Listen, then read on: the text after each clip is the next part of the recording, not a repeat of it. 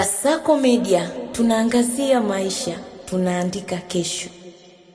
Moja kati ya video ambayo ina trendi katika social media ni kuhusiana na issue nzima ya tukio ambalo limeweza kuikuta nchi ya Venezuela. Unaambiwa kwamba katika video hiyo hapo ameweza kuonekana akiokolewa mtoto mwenye umri wa siku 18 pekee baada ya kuweza kunasa katika vifusi kwa takribani masaa 32. Baada ya juhudi kubwa za uokoaji zilizohusisha vikosi vya dharura na wakazi wa eneo hilo, mtoto huyo na mama yake waliokolewa wakiwa hai baada ya kukaa chini ya vifusi kwa zaidi ya siku 1.5. Hatimaye walipatikana na kuunganishwa tena na baba wa familia hiyo, tukio lililoelezwa kuwa ni tukio la kihisia na lenye matumaini katika janga hilo. Tetemeko hilo limesababisha uharibifu wa majengo kadhaa, huku mamlaka zikiendelea na shughuli za uokoaji na tathmini ya uharibifu katika maeneo yaliyoathirika zaidi.